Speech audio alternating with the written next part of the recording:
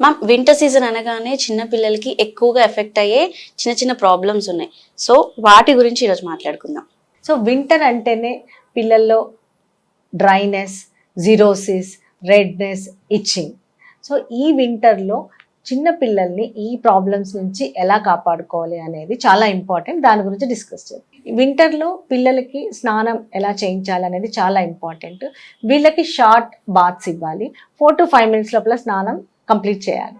స్నానం అయిన వెంటనే టవల్తో రబ్ చేయకుండా జెంటిల్గా టవల్తో అద్ది మాయిశ్చరైజర్స్ అప్లై చేసుకోవాలి.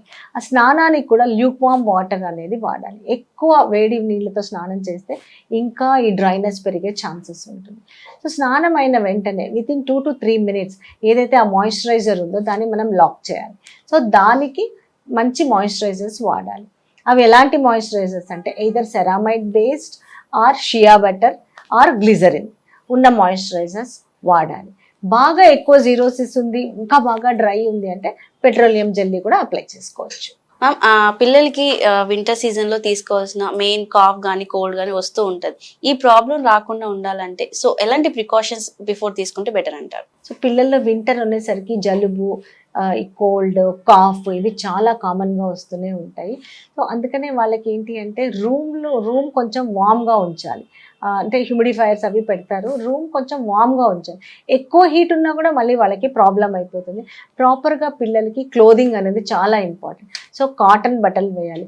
డైరెక్ట్గా వూలెన్ క్లోత్స్ వేయకూడదు. అందరూ జలుబు వచ్చేస్తుంది అనేసి డైరెక్ట్గా స్వెటర్స్ వేసేస్తారు. అలా స్వెటర్స్ కూడా ఇరిటేషన్ కలిగిస్తాయి. సో ముందు కాటన్ క్లాత్స్ వేసేసి దానిపైన స్వెటర్స్ వేయాలి. ప్రాపర్గా మాయిశ్చరైజర్ ఇవన్నీ ఇంపార్టెంట్.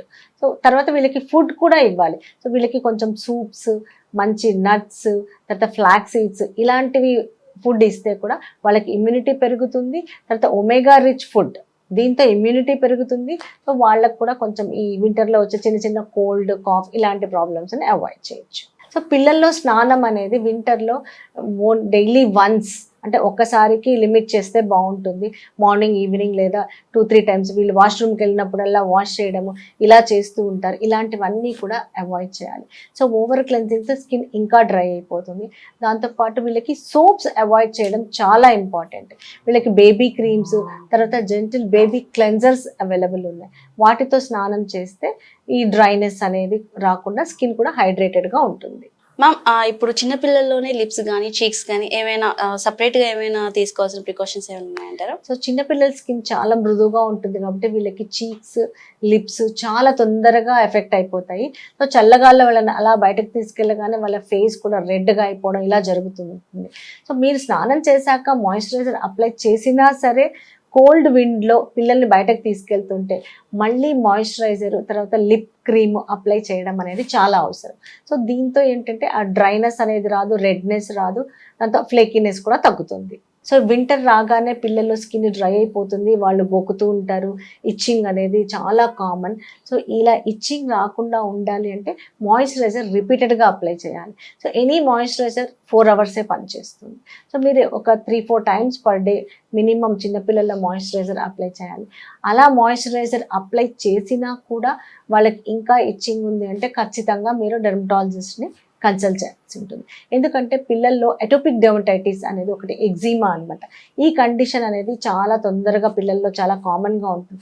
3 months దాటినాక ఈ ప్రాబ్లం అనేది వస్తుంది. సో అలాంటప్పుడు అది సింపుల్ ఇచ్చింగా లేకపోతే ఎటోపిక్ డెర్మటైటిసా?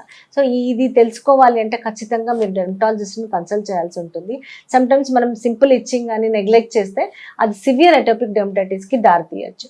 అంతేకాకుండా వింటర్లో ఈ పిల్లల్లో చిన్న స్కిన్ మీద చిన్న చిన్న వైట్ ప్యాచెస్ అవి కూడా వస్తూ ఉంటాయి, ఫేస్ మీద వస్తూ ఉంటాయి. ఇవన్నీ కూడా కామన్. అంటే 10 సంవత్సరాల లోపల పిల్లల్లో కామన్గా చూస్తుంటాం అనమాట. ఈ బుగ్గల మీద తెల్ల మచ్చలు, ఇది పి ఆల్బా అంటాం.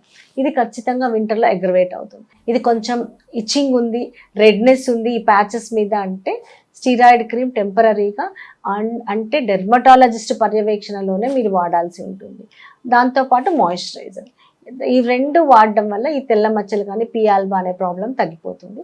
తర్వాత ఇంకొక ప్రాబ్లం పిల్లల్లో ఈ వింటర్లో వచ్చేది ఏంటి అంటే పిటీరియాసిస్ రోజియా, ఈ వైరల్ ఇన్ఫెక్షన్స్ కూడా కొంచెం ఎక్కువ అవుతూ ఉంటాయి.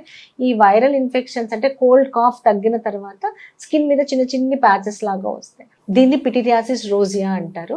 ఇది కూడా అంటే సింపుల్ ప్రాబ్లమే, కాకపోతే ఇది తగ్గడానికి ఒక 2 to 3 వీక్స్ పడుతుంది. మీరు ఖచ్చితంగా డెర్మటాలజిస్ట్ని కన్సల్ట్ చేస్తే దీనికి చక్కగా సొల్యూషన్ అనేది దొరుకుతుంది. ఈ సోప్స్ అనేవి జనరల్గా అడుగుతూ ఉంటారు పిల్లల్లో, మాకు ఒక మంచి సోప్ సజెస్ట్ చేయమని. జనరల్గా మన స్కిన్ అనేది అసిడిక్ pHలో ఉంటుంది, సోప్స్ ఏమో ఆల్కలైన్ pHలో ఉంటాయి. సో ఎప్పుడైతే ఈ సోప్స్ వాడతామో అప్పుడు స్కిన్ కూడా హార్ష్గా అయిపోతుంది, చాలా డ్రై అయిపోతుంది. సో పిల్లల్లో సోప్స్ అవాయిడ్ చేయడం చాలా బెటర్, చాలా ఇంపార్టెంట్ కూడా.